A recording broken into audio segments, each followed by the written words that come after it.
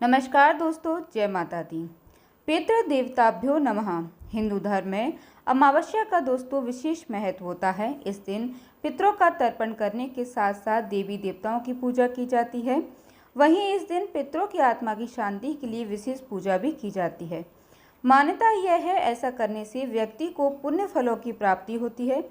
इसके अलावा सावन माह की अमावस्या तिथि को, जिसे हम हरियाली अमावस्या कहते हैं, इस दिन पितरों के नाम से पवित्र पौधे लगाने से भी जीवन भर पितरों की कृपा मिलती है।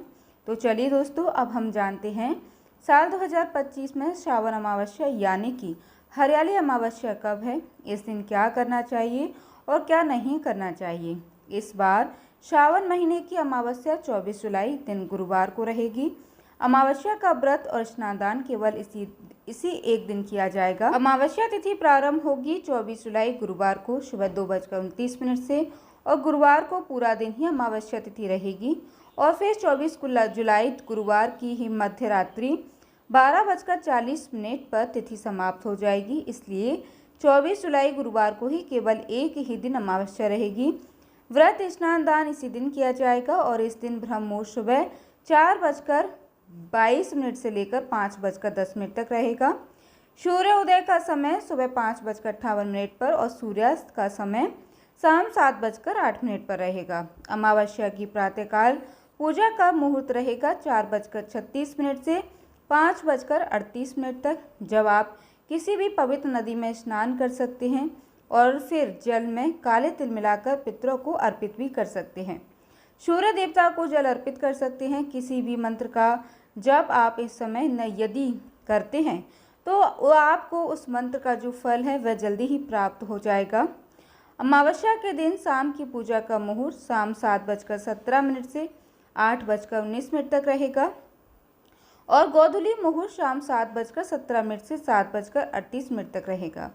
पूजा तो किसी भी समय की जा सकती है, लेकिन अगर शुभ मुहूर्त का ध्यान रखा जाए, शुभ मुहूर्त में यदि कोई भी खास काम किया जाता है, उसकी विशेष कृपा होती है और कोई विशेष उपाय किया जाता है तो वह पूजा बहुत ही जल्दी फलित होती है और उस उपाय में भी आपको सफलता मिल सकती है। इसलिए शाम की पूजा इन्हीं शुभ मुहूर्तों में करें। इस मुहूर्त में आप दीपदान कर सकते हैं और इसके अलावा कोई खास उपाय यदि आपको करना हो, किसी विशेष चालीसा का मंत्र जप करना हो तो आप भी कर सकते हैं। ध्यान रखिएगा, राहु काल को अशुभ मुहूर्त माना जाता है, तो दोपहर 1:30 से लेकर 3 बजे के बीच में आप कोई भी शुभ काम ना करें। हालांकि इस समय आप राहु और केतु से संबंधित दान दे सकते हैं और इस दिन पितरों की पूजा का कार्य हो, पिंडदान आदि हो, श्राद्ध हो, तो आप वह सुबह 11 बजे से लेकर 12:40 के बीच कर सकते हैं। इस बार गुरुवार के दिन पुनर्वसु नक्षत्र सुबह से लेकर शाम 4:43 तक रहेगा। बाद में गुरुपुष्य नक्षत्र प्रारंभ हो जाएगा। इस बार अमृत सिद्धि योग शाम 4:43 से अगले दिन 5:39 तक रहेगा। हरियाली अमावस्या के दिन भगवान शिव व माता पार्वती जी की पूजा की जाती है। साथ ही 200 पितरों को तर्पण और इस दिन वृक्षारोपण का भी विशेष महत्व होता है। इसलिए आज के दिन सुबह जल्दी उठकर स्नान करके सूर्यदेव को जल अर्पित करें, फिर भगवान शिव और माता पार्वती जी का पूजन करें। शिवलिंग पर 1 लोटा जल जरूर अर्पित करें।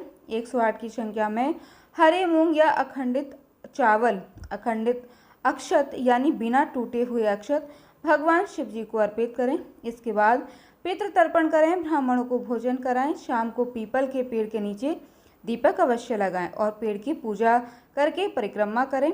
अमावस्या के दिन घर में शांति या फिर पितरों की कृपा प्राप्त करने के लिए गाय, कुत्ते, कौवे और चींटियों को भी भोजन खिलाना अनिवार्य होता है। इस दिन अपनी मनोकामना के अनुसार नीम, केला, तुलसी, आंवला, अशोक, वट वृक्ष या अन्य फलदार या छायादार पौधे भी आप लगा सकते हैं। पूजा और दान पुण्य के कार्यों के बाद सात्विक भोजन करके व्रत का पालन करना चाहिए।